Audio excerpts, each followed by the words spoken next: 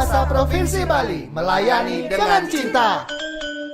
Salam bangsa, sahabat bahasa di mana saja sahabat bahasa berada. Senang sekali saya Nyoman Sutrisna dapat hadir menemani sahabat bahasa kembali dalam program Subasita, Suara Bahasa dan Sastra kita, sebuah program yang digagas oleh Balai Bahasa Provinsi Bali untuk menyampaikan informasi kebahasaan dan kesastraan kepada masyarakat. Untuk program Subasita kali ini disiarkan melalui Hotel Ceres Singkerta Ubud, serangkaian dengan rapat koordinasi berkaitan dengan program revitalisasi bahasa daerah. Dan untuk saat ini di program Subasita kita sudah hadir narasumber yang langsung datang dari pusat. Beliau adalah Bapak Imam Budi Utomo. Beliau adalah Kepala Pusat Pengembangan dan Pelindungan Badan Pengembangan dan Pembinaan Bahasa Jakarta. Betul Pak Imam? Nah Pak Imam hadir di sini di Ubud berkaitan dengan rapat koordinasi, begitu Bapak Anggi? Rapat koordinasi antara pusat dan daerah. Dan daerah, ya betul. Nah, hal yang akan kami bahas di edisi kali ini berkaitan dengan program revitalisasi bahasa daerah. Berbicara mengenai bahasa daerah, Pak Imam, kondisi bahasa daerah di Indonesia secara keseluruhan saat ini seperti apa? Baik, terima kasih Pak Nyoman. Terkait dengan apa yang disampaikan oleh Pak Nyoman, kita memiliki 718 bahasa daerah di Indonesia. Untuk kajian vitalitasnya, daya hidupnya, ini ada yang dari aman hingga yang sudah aman. Secara keseluruhan, bahwa kondisi bahasa daerah kita itu dalam keadaan tidak baik-baik saja. Betul. Karena banyak ada yang punah itu ya. Kalau seandainya dikatakan masih aman, ternyata kalau kita diagnosis lebih dalam lagi, ternyata sudah banyak penyakitnya. Iya. Sudah mulai ada kemunduran, kerentanan. Oleh karena itulah, Pak Nyoman, bahasa apapun khususnya yang masih aman, kemudian yang rentan, mengalami kemunduran, ini harus tetap kita jaga vitalitasnya. Dengan cara apa? Dengan melakukan program pelindungan bahasa dan sastra. Yang salah satu diantaranya adalah melalui kegiatan revitalisasi bahasa daerah. Itu menunjukkan bahwa memang kita concern untuk melakukan pelindungan bahasa daerah kita itu. Termasuk yang masih dikategorikan sebagai bahasa aman. Bahasa Bali misalnya, termasuk yang aman ya? Ini masih termasuk kategori aman. Tetapi kita tidak bisa memastikan bahwa 10 tahun, 20 tahun, 100 tahun yang akan datang bahasa Bali tetap aman. Iya, betul. Kalau kita biarkan, pasti akan mengalami kerentanan, kemunduran, dan kalau dibiarkan lagi, dia bisa terancam, ya? bisa punah. Nah, tadi disampaikan bahwa ada beberapa bahasa itu malah sudah punah, gitu ya? Sudah punah. Sebenarnya yang menyebabkan hal itu terjadi apa sih, Pak? Yang menyebabkan terjadi, yang pasti karena tidak ada penggunanya, tidak ada penuturnya. Penuturnya makin lama makin sedikit, dan penggunanya itu beralih ke bahasa yang lainnya. Jadi sudah sedikit, kemudian dia beralih ke bahasa yang lainnya. Inilah yang menyebabkan mengapa bahasa itu punah, karena memang tidak dituturkan lagi, dan tidak ada generasi berikutnya yang kemudian mau menggunakannya. Jadi tidak ada pewarisannya. Pewarisan ini merupakan hal yang penting, hal yang sangat sentral agar sesuatu itu bisa tetap lestari. Jika tidak diwariskan, pasti akan hilang. Kebanggaan terhadap bahasa itu juga perlu ditingkatkan juga berarti. Kebanggaan ini perlu ditingkatkan.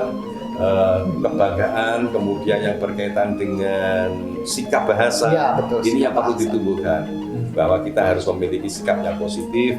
Sikap yang positif itu berarti kita bangga, kita cinta, dan kita mau menggunakannya. Iya, betul. Jadi kalau positif itu hanya bangga tetapi tidak menggunakannya, ini juga sama artinya dengan bohong. Iya. Jadi bangga, cinta, dan juga mau menggunakannya. Iya, betul. Berarti beranjak dari fenomena tadi itu, Badan Bahasa menggagas gerakan revitalisasi bahasa daerah. Jadi itu merupakan bagian dari pelindungan bahasa daerah. Jadi pelindungan bahasa daerah merupakan sesuatu yang lebih besar lagi.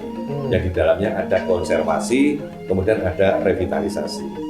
Konservasi ini diarahkan pada upaya-upaya kita melakukan perekaman, pendokumentasian, kemudian pemetaan dan seterusnya. Itu bagian-bagian dari yang bisa kita lakukan. Tetapi yang perlu kita lakukan juga adalah revitalisasi, bagaimana kita menghidupkan kembali, gitu ya, memvitalkan kembali bahasa yang sudah mulai mengalami kemunduran ini. walaupun kategorinya mungkin masih aman Iya. saat ini. Termasuk bahasa Bali juga, Termasuk walaupun bahasa Bali. dalam tanda kutip di atas kertas aman begitu ya. Masih aman, Pak Kapus, ya. tapi kalau kita diagnosis lebih dalam lagi, sesuai dengan data dari BPS, ternyata anak-anak generasi Z, apalagi generasi Alpha, yang 30 tahun, 40 tahun yang akan datang, dia akan menjadi orang dewasa juga.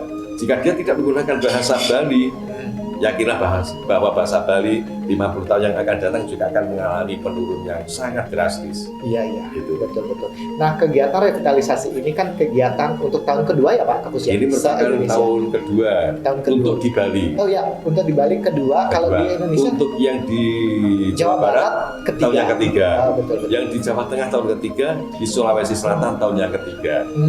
Tetapi iya. ada juga yang baru tahun pertama, dan Oh, bahkan ada yang belum.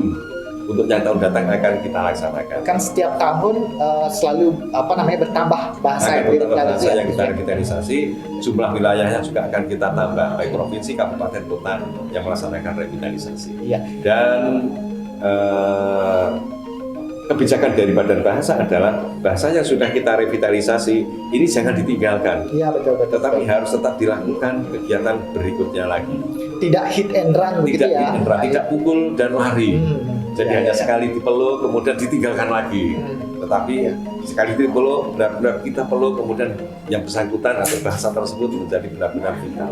Itu yang kita harapkan. Nah, tadi Pak Kapus sudah mengatakan ada beberapa bahasa dan beberapa daerah sudah melaksanakan yang sudah lewat dan 2 kali begitu ya Pak. Ya, Kalau betul. Bali baru sekali. Ya. Hasil dari kegiatan-kegiatan yang sudah jalan itu seperti apa Pak Kapus? Baik, jadi kami memiliki data dari pelaksanaan revitalisasi bahasa daerah itu berkaitan dengan misalnya jumlah siswa yang terlibat, baik yang terlibat di dalam pembelajaran prosesnya maupun di dalam kegiatan festivalnya. Iya, Misalnya yang akhirnya di gitu ya. kegiatan akhirnya, yang di kegiatan pembelajarannya, catatan kami dari teman-teman di Bali termasuk dari Pak Noman, ini ada 14.000 siswa.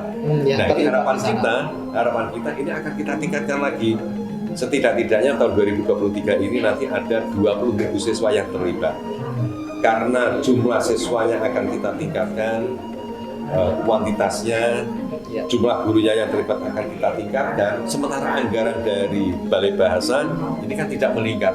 Oleh karena itulah ini perlu kita lakukan koordinasi dengan daerah. Harus menyusun strategi lagi Harus gitu Pak kita Kapus susun ya. strategi, harus kita koordinasikan dengan daerah sehingga keterlibatan daerah benar-benar muncul, benar-benar tampak. Karena memang ini adalah tugas dan kewenangan pemerintah daerah sesuai dengan Undang-Undang Nomor 23 Tahun 2014 tentang pemerintahan daerah. Betul. Nah, dari perkembangan kegiatan revitalisasi, kalau tahun pertama mungkin hanya beberapa daerah saja, begitu Pak Kapus ya. Ya, Tahun kedua, tahun lalu kalau saya tidak salah 12 13 daerah. provinsi. Oh, 13 provinsi. Ya. Kalau tahun ini berapa? Tahun ini ada 22 provinsi yang kita libatkan. Meningkat terus. Meningkat. Berarti harapannya di tahun depan bagaimana? Sudah final untuk semua provinsi begitu. Memang ada provinsi yang nanti akan bergabung dengan provinsi yang di dekatnya, misalnya Banten, mungkin nanti cukup dengan bergabung dengan Jawa Barat, misalnya seperti itu. Jadi ada koordinasi antar provinsi begitu yang dikoordinasi oleh Jawa Barat untuk wilayah Banten kan. Yang terakhir Pak Kapus, Ya. harapan Pak Kapus terhadap kegiatan revitalisasi ini, kemudian juga masyarakat seperti apa Pak Kapus? Jadi harapan kami tentu saja bahwa bahasa daerah ini adalah aset bagi kita, bahwa inti dari kemanusiaan kita itu adalah kebudayaan. Ya, betul. Kita sepakat. Kita Bahasa sepakat salah bahwa inti satunya ya. kemanusiaan ini adalah kebudayaan, dan inti dari kebudayaan itu adalah bahasa. Dan inti dari bahasa yang kita gunakan itu adalah bahasa ibu kita. Betul. Dan bahasa ibu kita ini bagi sebagian masyarakat Indonesia adalah bahasa daerah. Oleh karena itulah bahasa daerah ini wajib kita pertahankan di dalam diri kita, di dalam komunitas kita, di dalam bangsa kita yang sangat beragam ini. Kita tidak ingin menjadi sesuatu yang tunggal, tapi biarkanlah Taman Indonesia ini beragam. Beragam suku, beragam agama, Beragam bahasa juga. bangsa, beragam bahasanya juga. Inilah Bhinneka Tunggal Ika. Iya. Baik, Pak Kapus, terima kasih Siap. banyak sudah mengganggu waktu Pak Kapus yang Terima kasih. sibuk persiapan macam-macam ya Pak Kapus ya. Baik, sekali lagi terima kasih Pak Kapus. Mudah-mudahan kita ada kesempatan lagi untuk bertemu. Terima kasih, Oke, Pak Nyoman. Terima kasih. Siap. Oke, terima kasih. Sahabat bahasa, demikian tadi diskusi singkat saya dengan Kepala Pusat Pengembangan dan Perlindungan Bahasa Bapak Imam Limpomo. Semoga apa yang kami diskusikan tadi bermanfaat, dan kami mohon maaf bila ada hal yang kurang berkenan. Kita akan bertemu lagi dalam program Subasitas nanti. Salam bahasa.